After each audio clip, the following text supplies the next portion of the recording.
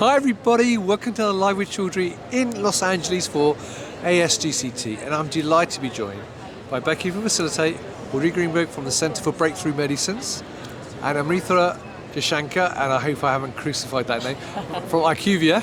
And we're going to be learning more about Women in Advanced Therapies, which is a new group which has been set up to actually get people who work within the sector together and talk about some of the issues that are here. So, to talk more about that, let's start off with Becky. So Becky, first of all, how are you? I'm very well, thank you. It's good, great to hear that. Sorry, my teeth aren't working today. So, first question, Becky, though, for people not familiar with Women in Advanced Therapies, can you give me a quick overview of the group and why you set it up in the first place? Yeah, so Women in Advanced Therapies was set up to help support the wonderful women that work within the space, and it's inclusive, not exclusive, so it's not just for women, it's for all of those that support women, although at the moment we don't have that many men involved, but hopefully we'll change that. And it started off as a mentorship program, which we are still running. It's going from strength to strength, and really it's an inclusive space and community just to bring together women that work within advanced therapies and discuss sort of the issues and challenges in a community that understands not only sort of what they're going through, but the industry that they work in as well.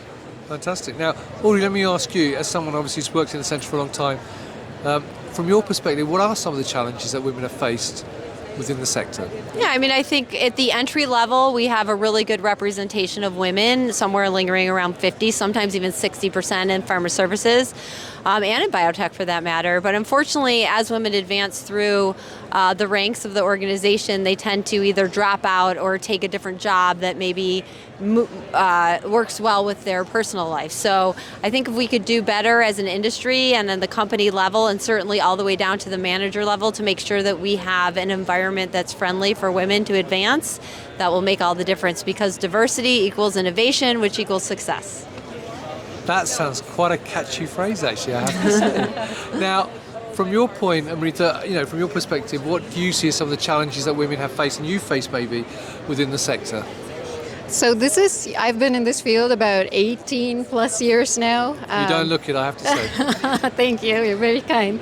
But I think, and so my experience has sort of changed over time. When I was a graduate student, in some ways I felt like I was always trying so hard to say I am a scientist and didn't want the woman or female part to it, because I thought that was, leveling the field. But just like Audrey said, I think as you go up, you find how much more challenging that is to get the opportunities, to get the seat at the table that you deserve. And so a community like this has been super helpful to work with folks like Audrey, Susan, so many others who are part of the Phacilitate Advisory Board as well as this WIAT.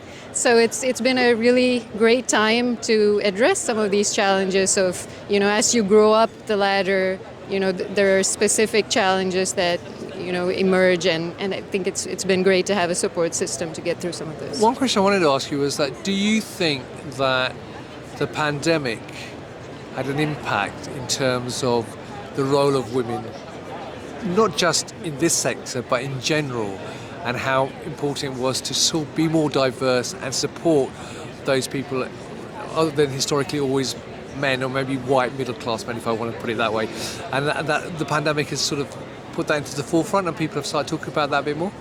Yeah, I think that the pandemic had a disproportionate effect on women. We called it the Great Resignation, where women were dropping out of the workforce at an unprecedented rate. Unfortunately, it was due to the burden of the sandwich generation, those of us that are taking care of our children as well as our parents, and it's very hard to manage all that when you're on lockdown and trying to do your job. So at the Center for Breakthrough Medicines, we were lucky we didn't really see a lot of women quitting during that time.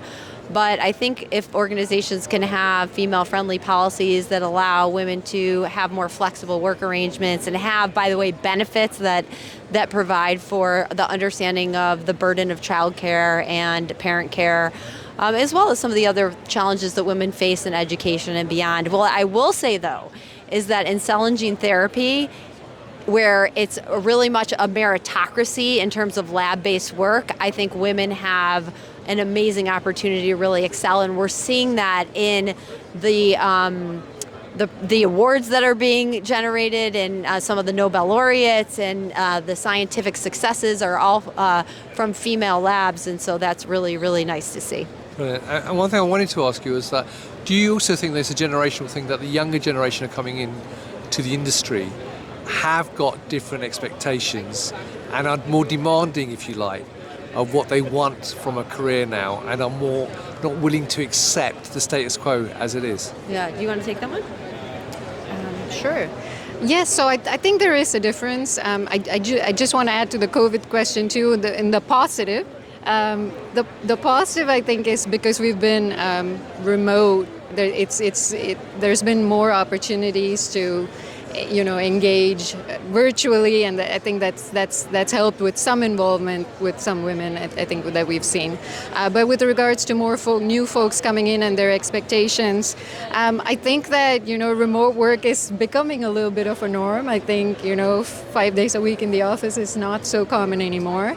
And I think it's always harder. It's it's a little bit harder, I think, when you're starting out in the field if you don't have these face-to-face interactions and networking opportunities compared to us when we built some of these relationships. Fantastic. Now, my final question is, Becky, looking forward, what sort of activities and things are you looking to do around the Women in Advanced Therapies group? We ran our first sort of live roundtable, I guess, in Miami this year, in our Advanced Therapies Week in Miami. We had 56 attendees, which was, more than I expected, but it was amazing. Some of you may have seen the photo on LinkedIn where we're all standing on the stairs. I did see that picture. Cool. So a very visual representation. The mentorship program for this year has tripled. We have 56, applicants for that, which we've all matched. That's going from strength to strength. Mentor.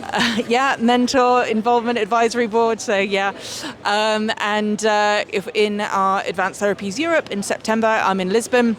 We will have a half day for women in advanced therapies. Again, a chance for everyone to meet and sort of talking in the virtual world. We are here today to promote the Phacilitate Network, which is our virtual community for everyone to get together with over, I think, 1,500 members now. And within that, we have our Women in Advanced Therapies group where, again, we're running roundtables virtually to pretty much bring everyone together all year round, as well as networking events. So it's a busy schedule, and there's definitely ways that everyone can get involved, and we just need to keep the conversations going. Brilliant. And can I say one last thing? You can. For the younger generation out there, dream big, you can make it happen, and the cell and gene therapy industry is certainly one of those ways that you can do it. Fantastic. Love it. And so if people would like to learn more, where can they get more information? They can get it on the Phacilitate's website, www.phacilitate.com. So it's on there, and also as part of the Phacilitate Network, which we are promoting. So you can join up there as well on our website. And if you're at ASGCT today, you can join at our booth, and you'll be in with a chance to win some fabulous prizes. So Chocolate. and there's chocolate all the way from the UK. By the time people watch this will have finished. But never mind, the link will be up there for people to sign up. So Becky, Audrey, Amritha, it's been lovely to meet you all. I hope you enjoy the rest of ASGCT. And I hopefully will see you at another event in the not too distant future where we can learn more about women in advanced therapies. So thank you once again. And viewers, thank you for watching. If you'd like to learn more, then as Becky said, check out the link which will be above the video. And also, all of these ladies, I'm sure, are on LinkedIn. Well, I know two of them certainly are on LinkedIn and very active. So I'm sure they'll be happy to have any questions bombarded to them via LinkedIn messaging. But if you can put some comments below the video, they'll be happy to answer them, I'm sure. So once again, thank you very much. Enjoy the rest of the show. And viewers, thank you for watching. Until next time, as always, stay well and stay safe. Bye-bye.